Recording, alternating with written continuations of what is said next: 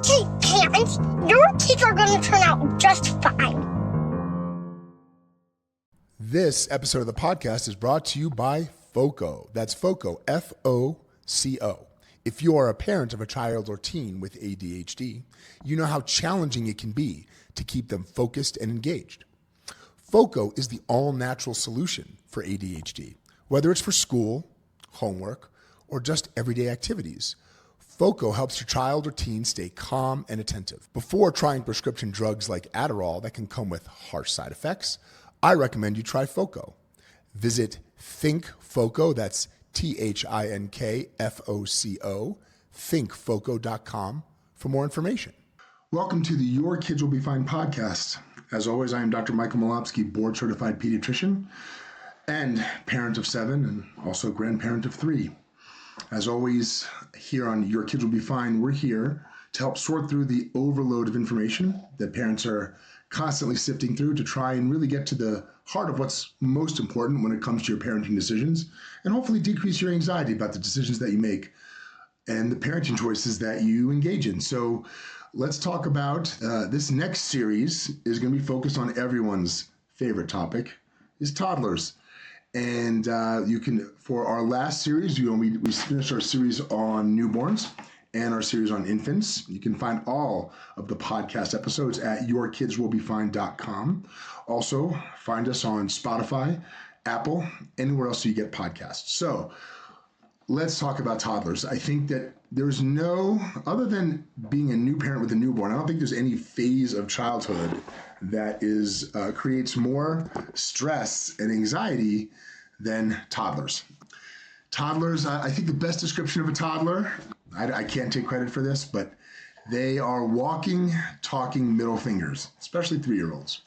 So toddlers have this, the toddler brain is probably the fastest period of neurocognitive growth and brain growth in our lives, other than adolescence. And so there's so much rapid change in abilities, independence, and emotions.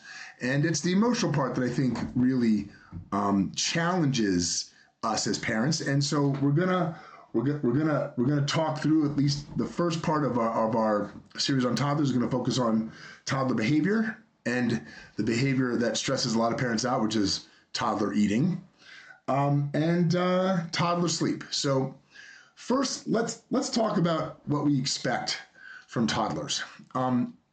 So it is a time of rapidly expanding physical abilities and independence. So your toddler is much more interested in being part of what's going on. They have this incredible fear of missing out. So if you have toddlers at home, especially if you have older kids as well, your toddler has to be included and be part of everything that's going on.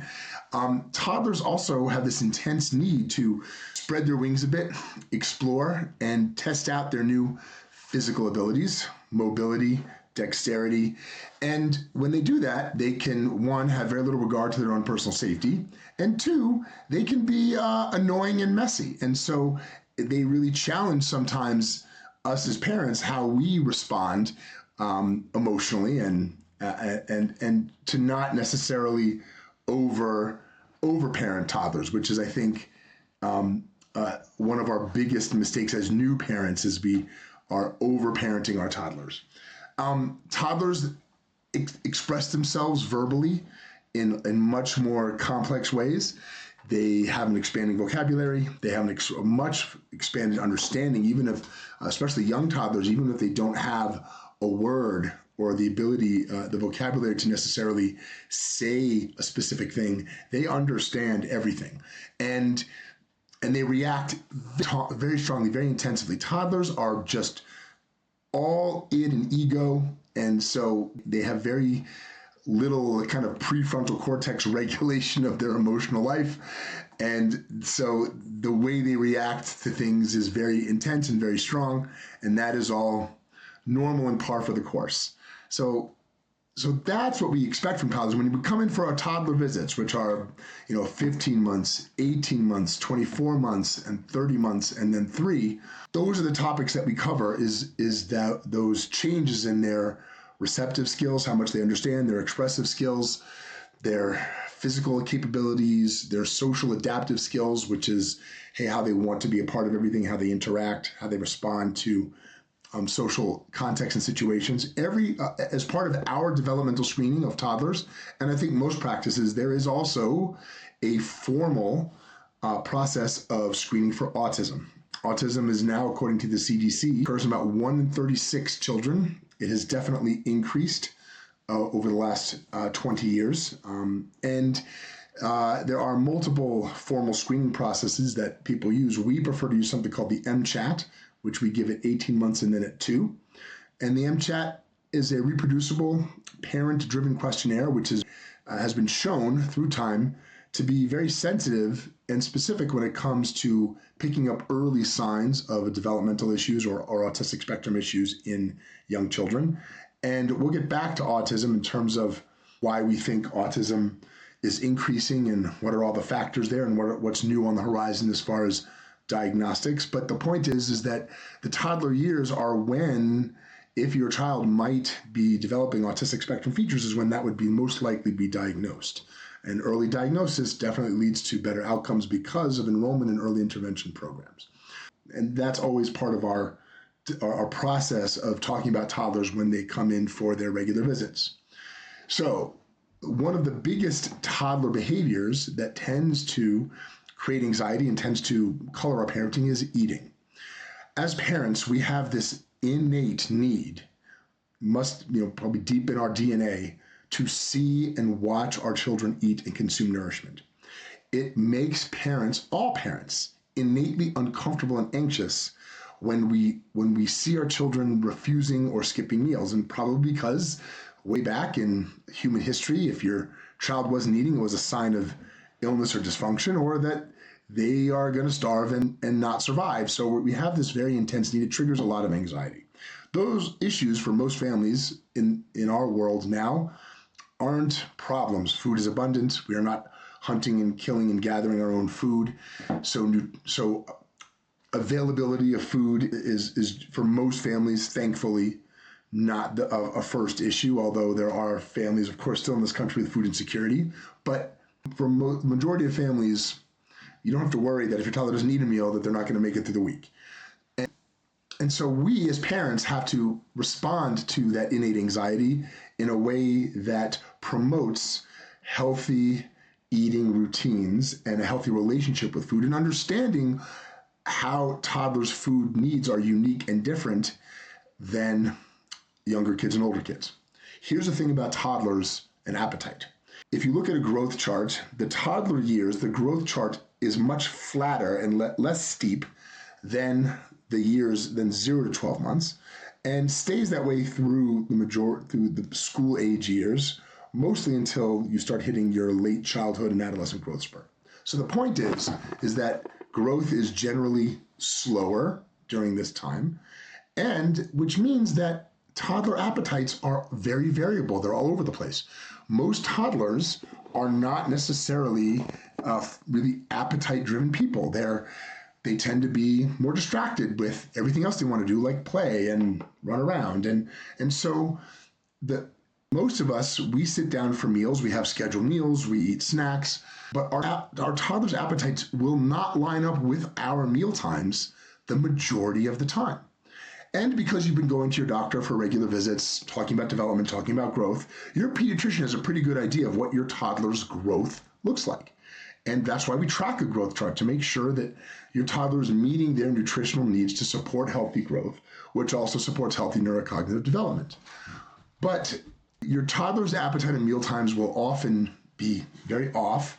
And in my experience, raising 7 kids, we would actually see our toddler eat a meal maybe once or twice in an entire week, where we would sit down and actually see them eat the meal with us.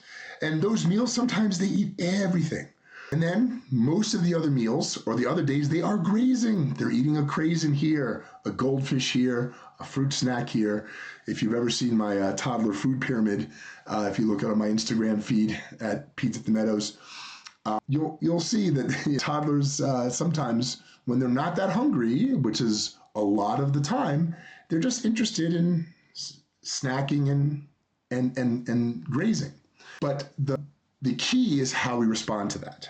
So what I see often, especially in new parents, is that this anxiety around needing to see our toddlers eat all the time pushes us to either create this real confrontational environment where we're pushing food at our toddler and creating and becoming anxious ourselves.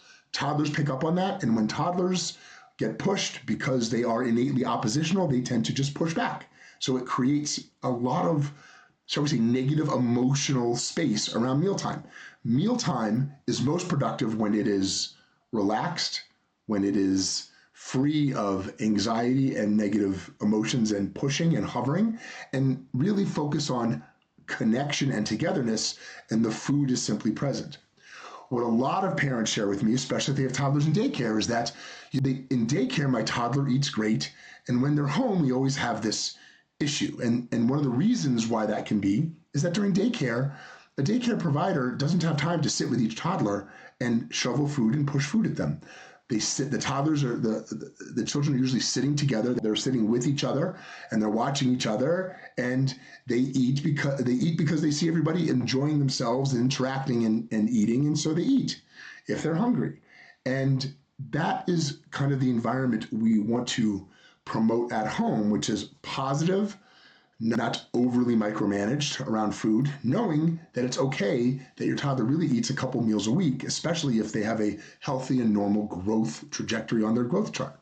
The other mistake that I see mostly new parents make is that when their toddler is not eating, they tend to feel better if they at least push a nutritive substance, usually cow's milk.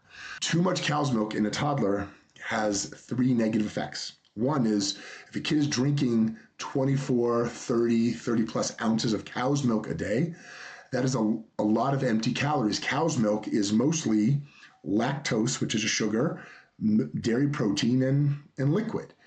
And so it fills them up with a lot of non-nutritive calories, mostly in the form of milk sugar, and some protein, of course, but not very much.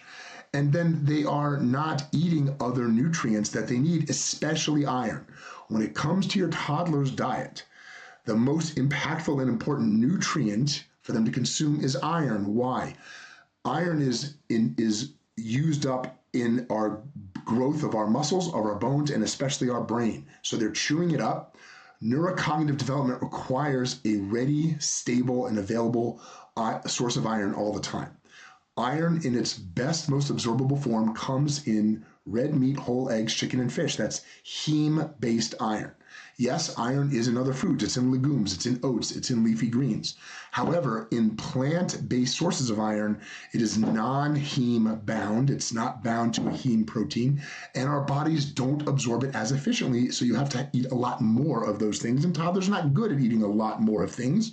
So if your diet allows, emphasizing whole eggs, red meat, chicken, and fish as healthy sources of iron is best for your toddler's iron nutritive needs. So when you're drinking a lot of milk, they're eating less of those foods. 2, milk, the main mineral in milk is calcium. In the gut, calcium blocks the absorption of iron. It competes with it chemically, and therefore the iron your child does eat goes through them and is not absorbed.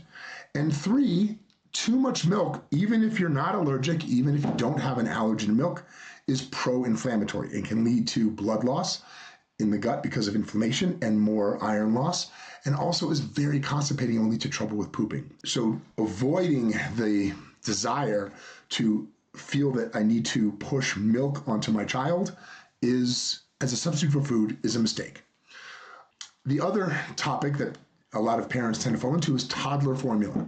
If your toddler is healthy and your toddler is growing and your toddler is eating in the normal pattern which we described, there's no benefit to toddler formula. It's a waste of money, and once again is maybe not the best source of the nutrients that you want to get to your toddler.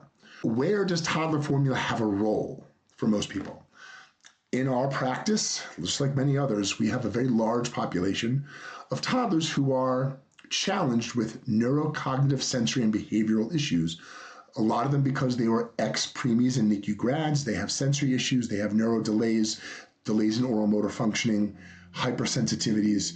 Those kids have a much more delayed healthy relationship with food. They're taking longer to develop healthy eating, and therefore they struggle with normal diets.